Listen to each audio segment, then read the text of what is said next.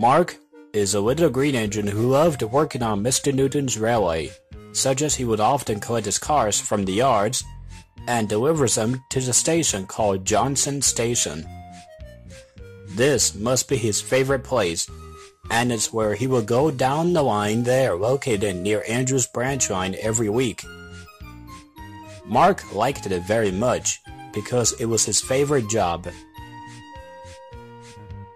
One day, Mark was at a junction when Andrew arrived with the passenger train. He was feeling miserable. "Hello, Andrew. What's the matter?" "I was running late this morning, and there was a stretch on the track ahead where the sun had bent it, and I crashed into it.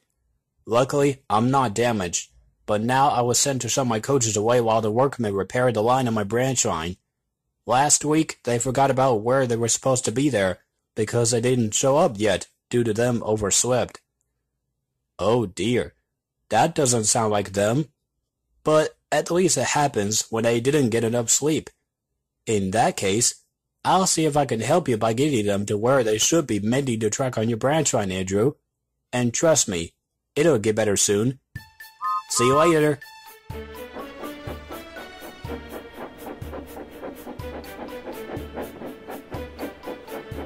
Mark puffed along the line, thinking about how he can help Andrew to get the workmen to mend the line on his branch line. Soon as he arrived to drop off his cars, Megan snorted about in the shunting yard. "Pa! It's too bad. Ethan goes off to work elsewhere on the main line and I do his job. Here, there, and everywhere. I don't know why Mr. Newton keeps sending Ethan to stay at the station where my passengers were supposed to be waiting for a big strong engine like myself. Take that, you lot!" Oh! Just you wait, Big Red. We'll get your buffer smashed for this." "Oh, shut it, you!" Cannot believe this. "Hello, Megan. What's the matter?" "Nothing much, Mark. It's just that Mr. Newton told me to work in the yards this morning, but when I got here, I just suddenly feel very ill. I can't do anything to get out due to my sickness, and now I still don't feel well." "Oh dear. Well, if that's okay, is there anything I can do for you?" "Well, these freight cars are being a bit troublesome, I must warn you, so be careful." "Don't worry, Megan. I'll be careful. After all, I know all about freight cars." With that, Mark puffed away. But as soon as he left, Megan snickered quietly to herself as she was pretending to be ill and made Mark to do her work, which of course, Mark didn't know this at first. Some of Megan's cars were a couple behind Mark, and he steamed away to the quarry. But the cars were still cross. "We couldn't get back at Megan for bumping us. Yeah, I suggest we should play tricks on Mark instead. One engine is as good as another." But Mark didn't hear them. Soon, he had collected the stones from the quarry and set off back to the junction.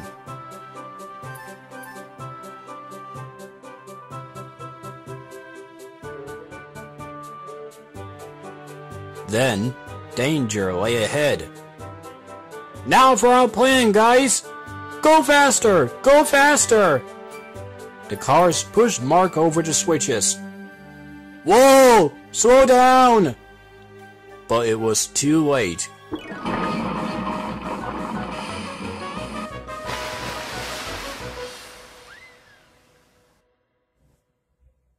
Poor Mark stood dazed and surprised in the muddy pond, as the toad eyed him suspiciously. "Well, bust my buffers. The day started so well, too." Soon Ernest pulled away the cars, and Chad helped Mark back to the junction. Along the way, Chad noticed Mark looking glum. "Is everything alright with you, Mark?" "Oh, it's nothing, Chad. I'm fine." You don't look fine, Mark. Can you tell me what happened out there?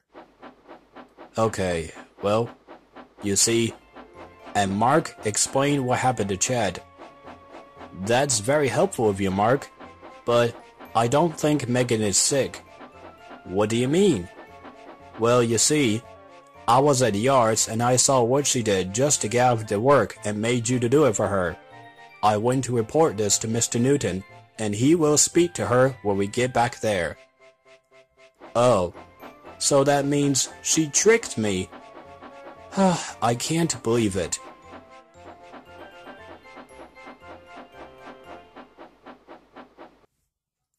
When they arrived back at the junction yards where Megan was there, Mr. Newton spoke severely to her. Megan, since you made Mark to do your work, you do his work as well as your own. It'll teach you for pretending you're ill. Yes, sir. I'm sorry, sir. And I'm sorry I made you to do all the work, Mark. That's okay, Megan. I guess it's just all misunderstanding. Indeed. All's well and ends well, Mark. Megan chopped silently away, leaving the two tank engines talking. So, if Megan is doing my work while I'm repaired, what about Andrew? I forgot to bring the workmen to his branch right where the line should be repaired any time soon. Oh, don't worry, Mark. Mr. Newton has sent Ethan to take them there, and now the line will be repaired soon. Andrew will be very happy that you've been helping out today. I'm sure he is, Chad. The two engines chuckled as Chad took Mark to the works to be mended.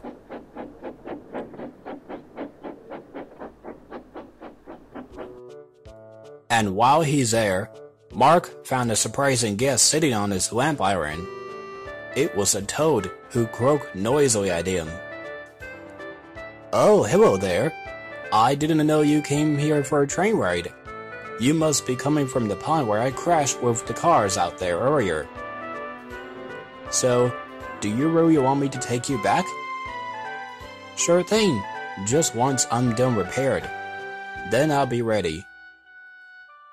Boy, what a day for surprises. Won't you agree with it?